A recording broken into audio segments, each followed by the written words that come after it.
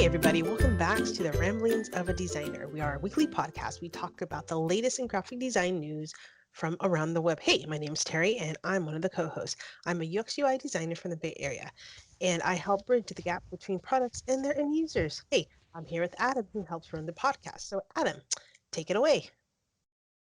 Hey, my name's Adam. I'm a designer from the San Francisco Bay Area. I specialize in visual UI design with a little bit of illustration. I like to give companies character.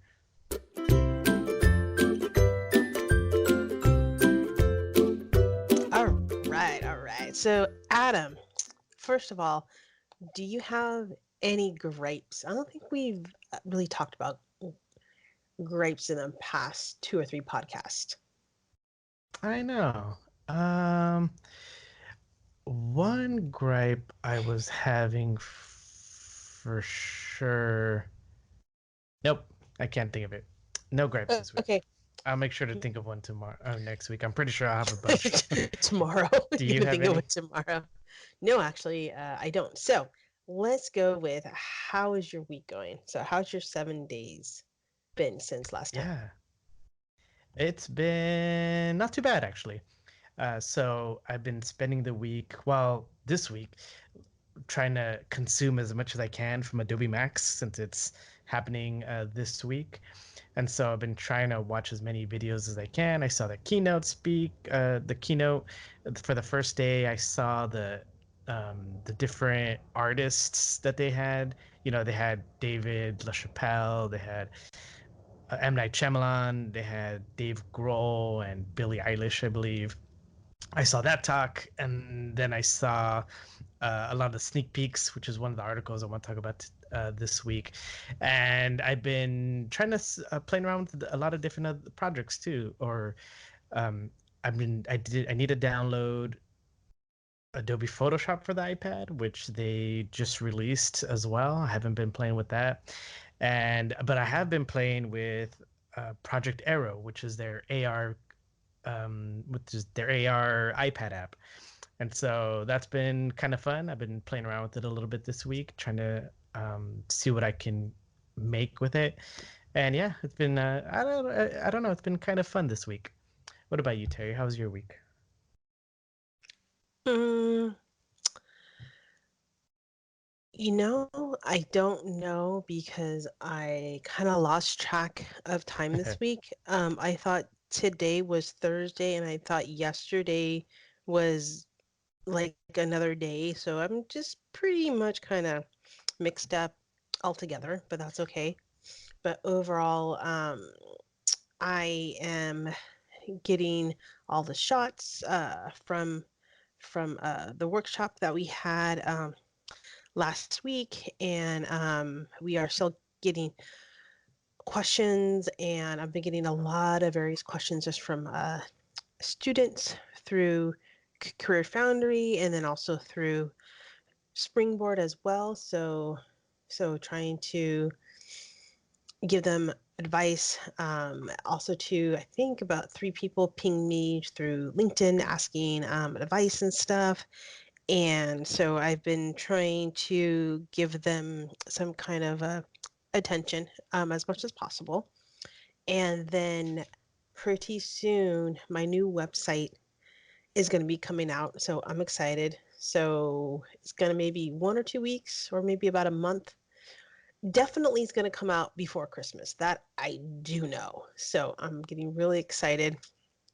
Right now, currently, I'm working on an article about our workshop. So stay tuned for that. So Awesome. that's it.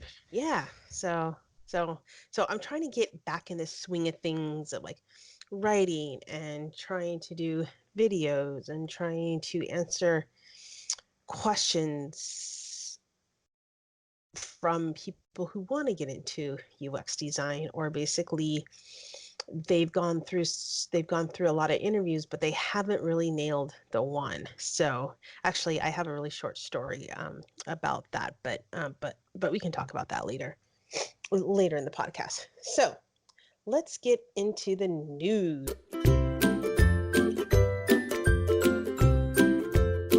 So what do what do you have for us, Adam? And I'm tongue tied tonight. Oh my gosh. I know. So I tongue noticed tied. I was a little off too. I was like, whatever. I'll pull through. So my first article comes from Facebook, and it's from Facebook.design. The article is called Designing the Facebook Company Brand." And so Facebook this week released a rebrand, and it's for actually an interesting reason.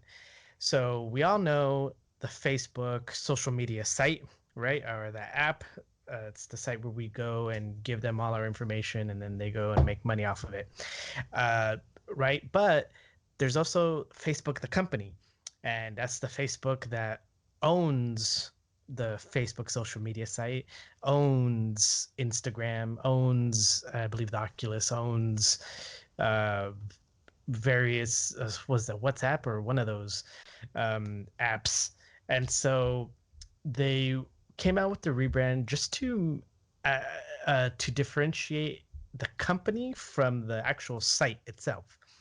And so if you go to the Facebook's design, you get to see the new look. And so where the social media site used all lowercase, this one kind of uses like a bold, just all caps, in your face kind of look. And what they wanted to go with too, it looks like they talked about with their color palette that this look is going to be ever changing because they want it to, at least the color, they want the color to change with whatever environment that it's in. So I'm assuming that when you look at the logo, they have an image that's an animated GIF, and you see it change, and you could see it change to the actual to its properties, right? So you see the blue, the original social media website blue, you see the gradient from Instagram. And so it looks like, if wherever it kind of falls under, it'll kind of take the look of that site. And yeah, I like, it's very subtle. They didn't really release much. They really just only came out with that logo, and they talked a little bit about the shape of the font and how the fonts, the K and A, have this kind of slight curve to it, which it's kind of nice.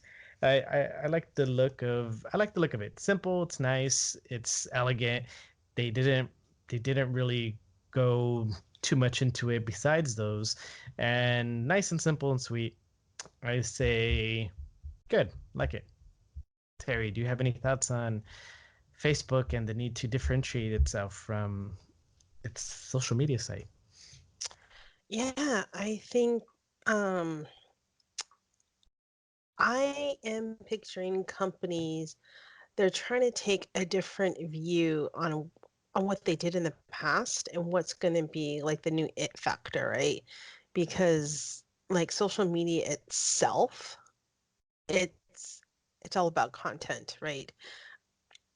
And the whole design is there. It will always be there, but I think it's kind of different, because I think the company itself wants to detach. Well, I mean, I wouldn't say detach, but maybe try a fresh new start versus what they had before regarding with the app having, I guess, all the bad press about what happened, right, at Mm-hmm. Congress or whatnot. So I think they're trying to make a difference and subset themselves from there. Yeah, it kind of reminds me a little bit of what Google did as well, because Google was the main company at one point, and then they decided to make that a child of the the parent company, which later became Alphabet. And so now it's Alphabet that kind of owns all these other companies, including Google. And so maybe that's sort of what Facebook was Mhm. trying to do with this, where it's like, okay, we want to make sure we want to keep we want to separate ourselves in a business sense with the social media site so that we can kind of own all these different entities under this, under, I guess, the same name. But yeah, it's a pretty interesting. You can check out what little they have at Designing the Facebook Company Brand, and you can find that at facebook.com. So Terry, what Cool. about you? What do you have? Okay, this podcast, after exploring the workshop and talking to different individuals that are either went through these standards like graphic design, turning into UX, or going to a boot camp UX, and basically I really got inspired just by them asking various questions. But the main question always came to me, or I would say actually asked me. Well, actually, there's two. One is how do they keep up with the trends and what's going to happen maybe in the future, and and what resources it are out there for them. So I'm going to pick the first article.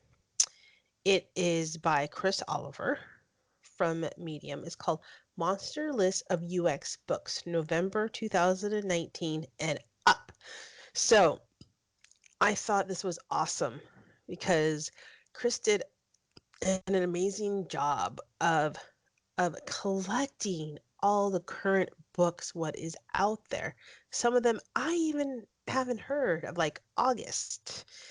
In August, it's this book is called Beyond the Prototype, a roadmap for navigation the fuzzy area between ideas and outcomes. I mean, just in that sentence there, I think we all go through that, even maybe not as a designer or maybe just a practitioner of art, because the line between the fuzzy area between ideas and outcomes, right? Because ideas are ideas, but if you don't implement them, the outcomes are there or maybe not. So again, he did a very thorough job of everything.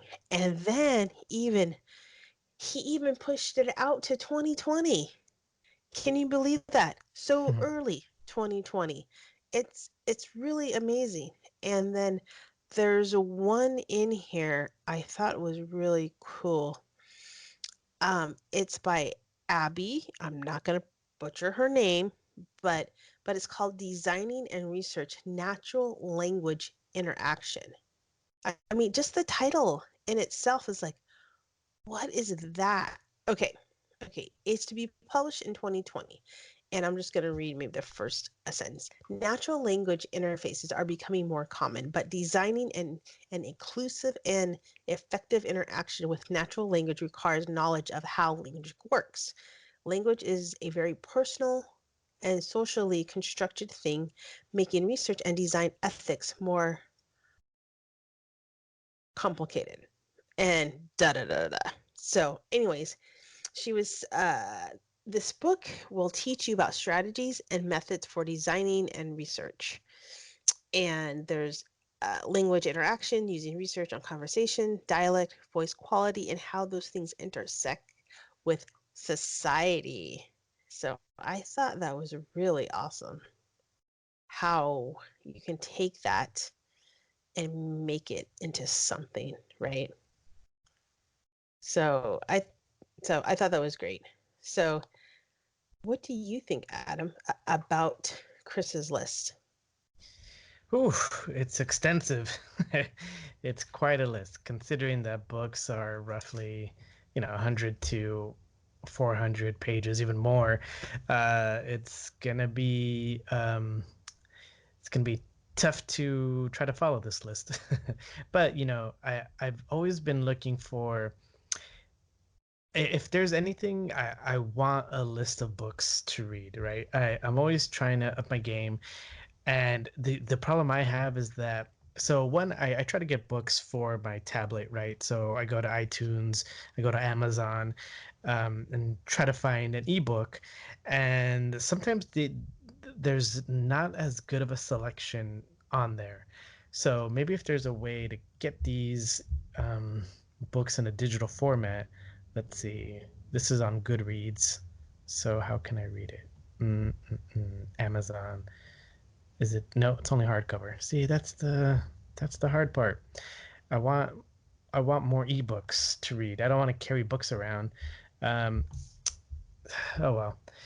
But the crazy thing is that he's actually been doing this for a while. If you scroll down to the bottom, it looks like he has the list. He's been doing it since I guess September of 20. Well, he does it every once in a while. So he regularly posts different book lists that he's done. So I guess that makes sense, right? Because if you're trying to catch up with these books, you'll always have more books to read, I guess.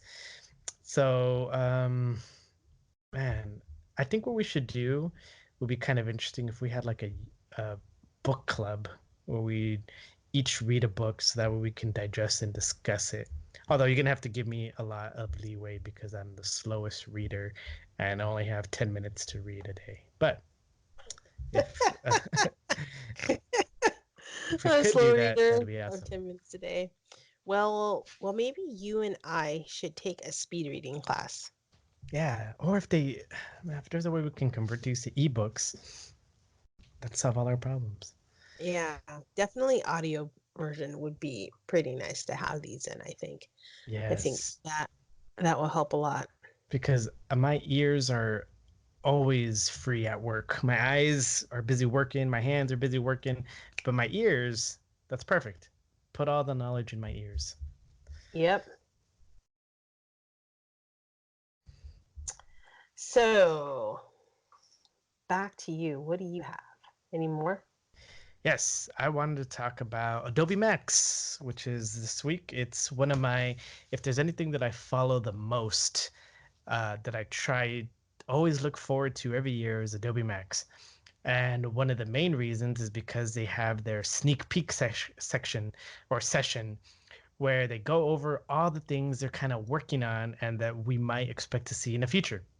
And so I kind of want to do a rundown of some of the projects that I saw in the Adobe Max sneak peeks, and and I don't know, just to see some of the cool stuff that we might be able to do in the future.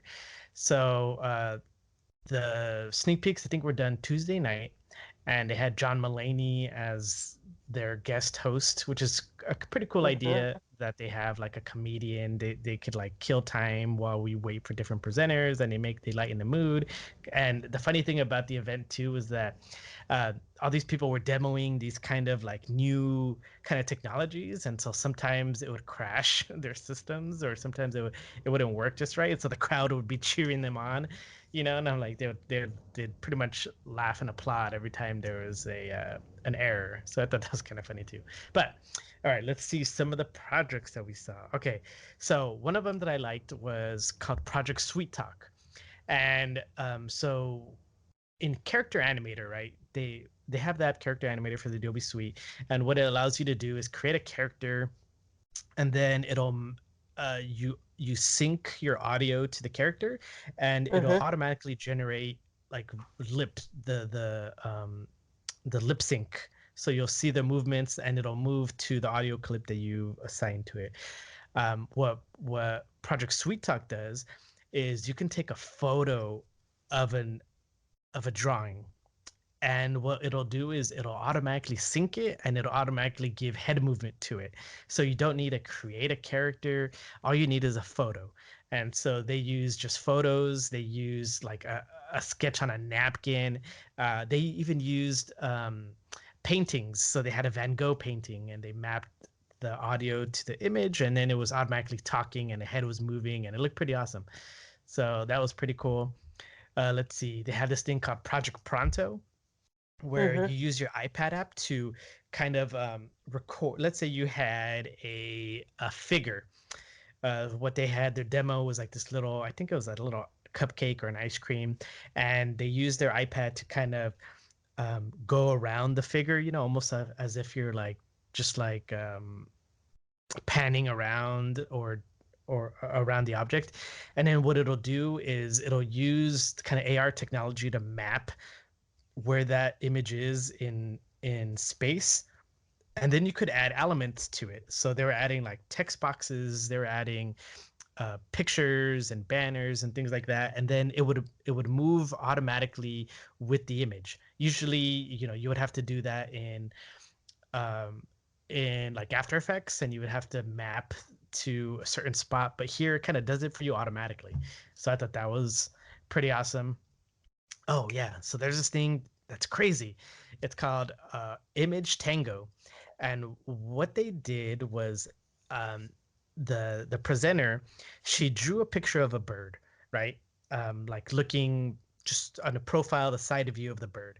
Then they got an image of a bird that they wanted a reference, and then they used Adobe Sensei technology to remake that bird in to fit with what she sketched, if that makes sense. So let's say, for example, I had a person with his arms up, and he had his mouth open, and it was just a sketch. If I brought in a picture of, let's say, Keanu Reeves, I think the sensei could get an image that looks almost like Keanu Reeves, have his hands up and have his mouth open. Like that's the kind of things that it might be able to do. Like it was pretty wild. Like they were also able to get a dress, and they were able to get a texture, and then uh, the AI automatically generated a purse with that texture on it. Before we would have to like mask it out and then try to make it look, make it look like it fits that shape. And this does it automatically. And so what's this able to do is pretty crazy. Like I definitely see a lot of potential of like, sometimes sometimes I know for me, I have an idea in my head of what I want a person to do, where I want them to look, and if I could just get that right angle, if I could find that stock image that has that right angle, that'd be great. But now with this Project Tango software, you could just tell it, I'm kind of looking for something like this, and it'll automatically generate. The thing is, like, it's generating this in AI. It's not like finding the image for you; it's creating it from scratch. So that part is pretty amazing. Let's see what else. They had ways to manipulate font and animate it. That was kind of cool. Let's see. I'm trying to find the good ones, right? They had one that was pretty interesting. They had this one where, let's say you were taking picture. You're taking a picture of a statue, like a small one, right? You could take a picture of it from several angles, and then what I guess also using Sensei, what the AI would do is it would map it in 3D space, and then it would allow you to change where the light source is coming from. So let's say you had the sun in the upper left, you could just move it, and then the sun would be in the upper right, and all the shadows would change. And I'm like, oh wow! Like if you are somebody that does photo manipulation, you know that like, oh man, all the elements that you bring in have to kind of have the same light source and the same, in order for it to kind of fit in. But if you can map it somehow, and then you could be able to change the shadows and everything, everything would just work. And that was pretty awesome. Something that also that we could use for our podcast. There was this one called Project Awesome Audio, and it was just one button, and all it did was you click the button and it fixed all your audio problems for you. I thought that was amazing because all you had to do was just click the button. All it was a button, and it fixed all the audio. They had it where the person was recording in one room, like in an office room, and then he gets kicked out, and so he's walking and talking, and then there's audio in the background. And so when he pressed that one button, it kind of synced the audio all together, and it sounded like he was all part of one piece, and that like he never left the room. That part was awesome. What else? A few more things. Okay. There's this thing called Project Glowstick for Illustrator, which it allowed you to create like a light source. So they had like a glow stick. And so then with any vector shape that you created, it had a cast shadow depending on that where that glow stick was. So you can just keep making vector assets, and then a shadow would be applied to it, and so it would seamlessly fit into your space. That was pretty awesome too. What else? What else? Let's see. Oh, what? So okay, last two. There was a thing called Project About Face, which it analyzed photographs, and it could tell you if it's been photo manipulated. And so you know how Instagram models like to touch up their photos. Well, this app will tell you if it's been manipulated. It'll do like a heat map, and it'll show you where the possible manipulations were, and because of that, it'll try to reconstruct what the image might have looked like before it was manipulated. And I'm like, whoa, that's pretty amazing. And the last one was this thing called Project Soundseek, which it kind of was search for audio. And so for me, I need this for sure, because what you can what you can make it do is find all the ums in your speech. Like all you have to do is sample one Yeah. For me That will especially. be all of our podcasts. Yeah, I mean, it'll Ums. save podcasting uh, like forever, right? So you can find all the ums, and then it'll automatically delete it for you from you. Also, like Oh, it, wow. if there's like a something that's let's say for example, there's like a car horn, which was a demo they showed, like somebody was going beep beep beep beep beep beep beep. You can sample one and then delete the rest of them. And also, what was pretty interesting too is let's say you cut up pieces of audio, and you needed to find like somebody that says bread, and they said bread before but the audio got cut off, and so you kind of want to recreate that piece. Well, you could search for the bread, and then you could find all the instances when they said bread, and then you can find just the right one and then copy and paste it into the new like things like that. It was amazing. And so overall, I liked what they showed. It was a lot of cool stuff. um yeah, I look forward to the sneak peeks every year, and I would say, how would I say this related to last year? I think this was a little better. I think they did a lot of cool things, especially they're trying to integrate VR. Maybe because they're related to me more, because since we're doing a podcast, we need a lot of audio things. I don't know. Uh, I thought it was a lot of cool, interesting stuff. Terry, what do you think? What did you think about? Did you get to see any of the videos, and or what do you think about like the new, some of this new technology we might see in the future? Oh my God. I have to make more time. I know it's It's hard. There's it's so many videos. oh my God, instead of having a 24-hour, they should just push it to like 27 hours, right? I know. So the gods of the world above the universe just add like 3 more hours. Or maybe instead of working 8 hours, maybe we can work 6 hours and then we have 2 hours just to have content consumption. I Oh know. my We should God. have a I like constant that. consumption Content day. consumption. Yeah.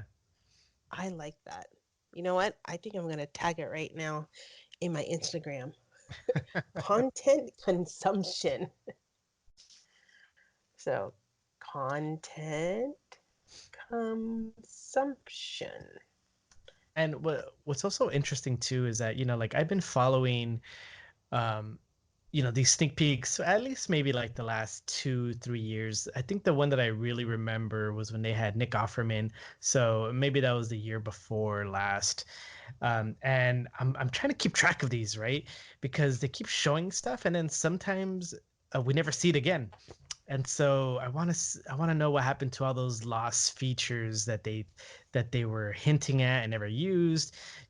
So I'm always trying to keep an eye out because I want to see which ones kind of make the grade, and like which ones do they end up like implementing. Some of these are cool. Some of these I can totally see, like that, like especially that Project Pronto. No, the Image Tango. Like I've seen things like that in the past, with different demos. I forgot what company did it, but where like you can do sketches. Like somebody did a sketch of a dog, and then they searched the internet and found that exact like angle and the look and feel of that dog. Like it's out there. That technology's out there, and we need we need this to rapidly prototype to like get stuff especially if you could implement that with a Adobe Stock or something, or any other type of like like any sort of type of stock site. It's like, yeah, I mean, I'd be willing to purchase these images if like it's the exact right one I'm looking for right then and there. But it's not quite there yet. Yeah, there's just so much. I mean, it's I mean, yeah, I heard Adobe Max is going great, and there's other conferences and workshops, and it is. Let me put it this way: if somebody's out there that they're not sure if UX UI design, if they're not sure, hell, they should just do it and dive in and just do it, because there's going to be so many more opportunities that we haven't even think of, right? Because now there's like UX UI, but what about the content? Like I said, content consumption. I like that. I'm gonna tag that, I think. Hmm. And and there's going to be so many opportunities. I mean, there's going to be like video, there's different apps that you put in content and people get inspired just by a video, or maybe music, music, songs, writing stories. That's another consumption, like doing design, right? It's just another way of doing it. But sooner or later, I think all of these elements, they're going to go in hand sooner or later. I really think that. Yeah, I mean, if you look at just the different apps that Google has, oh sorry, Adobe has, like you could just pick one of them and specialize in, you could find a career just in that, right? Let's say InDesign. Yeah, you could be a book publisher, an ebook publisher, like it it's even InDesign has even it's sort of evolving even for the digital age, right? You can make ebooks, you can make web experiences. I don't know. Even nowadays, especially nowadays, we're starting to see more 3D and AR and VR stuff come up. That's you can specialize in that, right? There's always this a place to specialize, and each one of these apps has almost their own career built around it. I know. It's nuts. It's nuts, Yeah. nuts. So I linked the playlist, so you can see all the different videos. For usually it's one long video, but for this time they broke it down into different playlists. So you can see all the different videos there. There are about 11 of them, and you can find that on YouTube. So Terry, what about you? What do you have? Okay, I have one more. Mhm. And remember, I said it was about inspiration Mhm. and how can we look at other companies or other designers, whatnot. So this is from UX Planet in Medium. Top UI UX design agencies, November 2019. So so this is find the best UX design agency. Startups, B2B, enterprise, SaaS, boutique. It's all in there. And it's just pretty cool. And this is by They Make Design.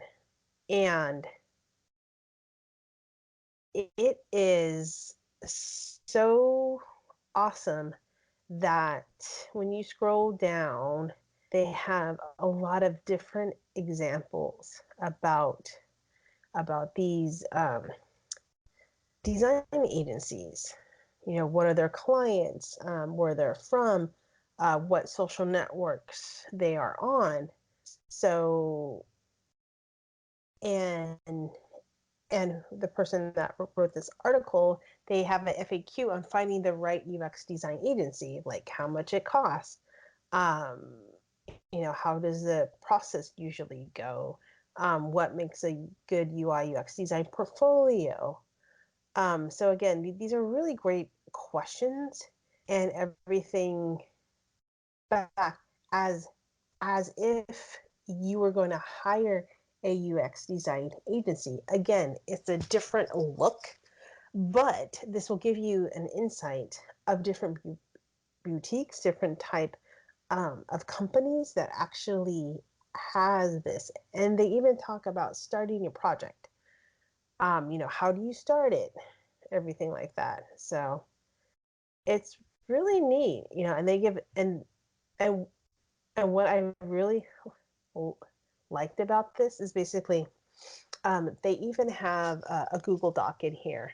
It says, need help selecting an agency? We can help you build a short list of companies that perfectly matches your project needs.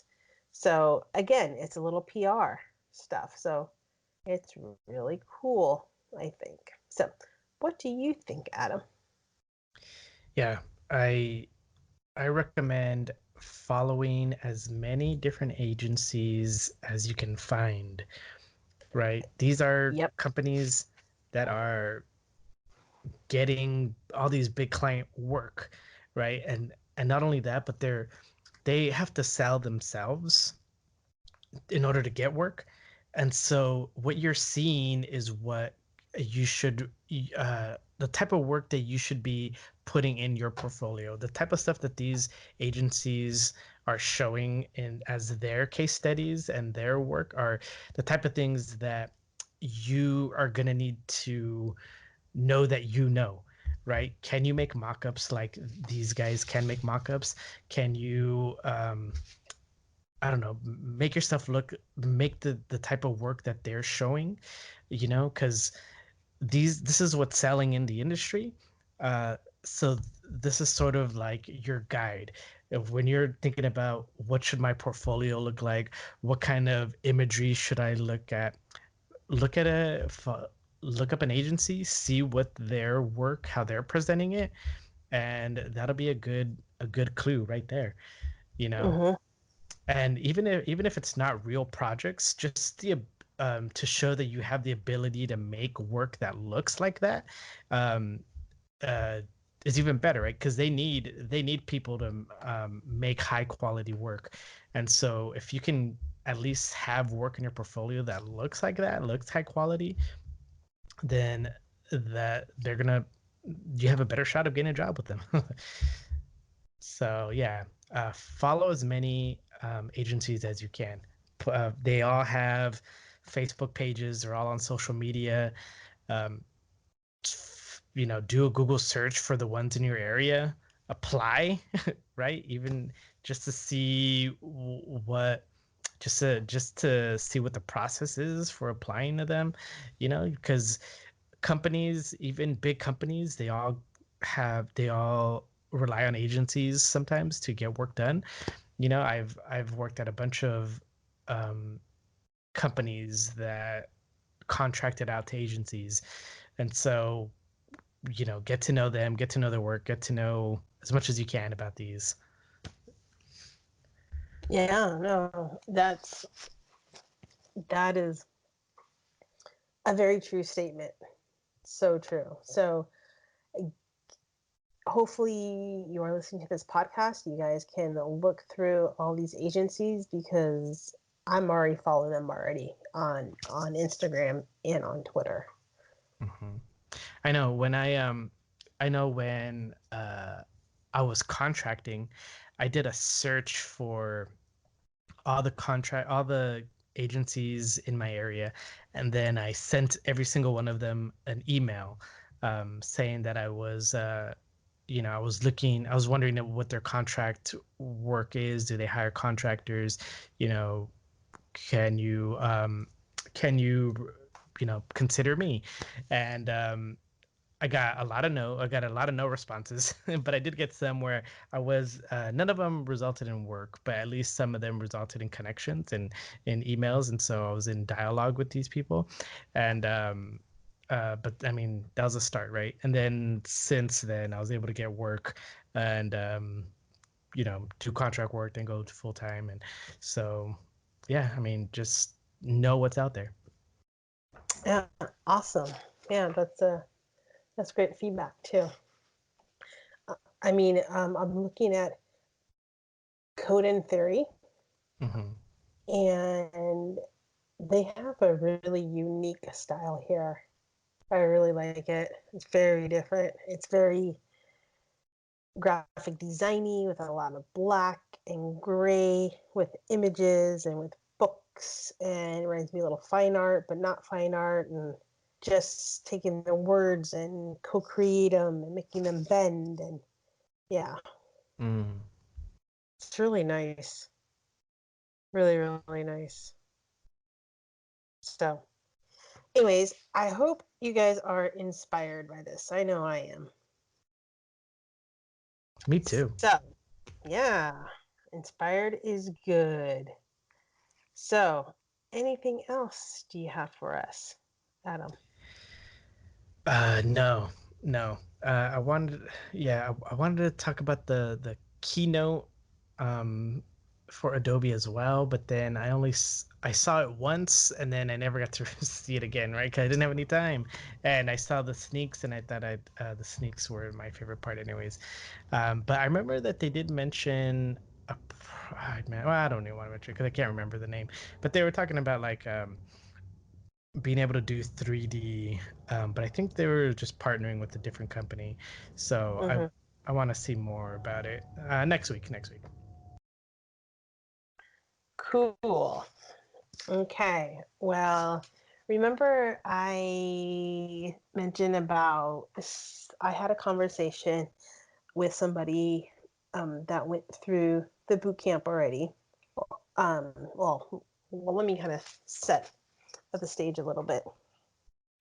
She was she got me on Slack and asked me questions about what is the best way to prepare for of an interview and XYZ. So I started to type back and forth, and then through Slack, she got me on a really good day. So basically, I had about 10 15 minutes. So anyway, so we just talked on Slack, and her voice, she's all, well, when I go in the interview, I'm just like not sure what to say, and and just by her voice, I'm like, how the way you talk, they're already made up their mind about you within the first 10 to 15 seconds. Basically, they hear not the confidence in your voice. If they hear like, oh, she's gun shy, she's this, I may have to hold her hand, I don't have time holding her hand, and you're already written off, and they didn't even take a look at your portfolio or even talk to you more. So, and she's all, you know what? I never really thought of it that way. And I said, well, you know what? Most people don't. So I will leave it as that. The story goes a little bit further, but that can be continue at a later time. But that was the moral of the story, though. It's just the voice. The voice, how you come across, is so important. So, any thoughts about that, Adam? Yeah, I definitely agree. I would say and think of it less as an interview and think of it more as a sales pitch. You're the salesman. You have to make these people be confident in their decision to hire you, right? Because it's pricey, right? They're investing in you, so you have to make sure that you are the one. And in order to do so, you got to sound like you're the one. You got to act like you're the one. You got to be confident like you're the one.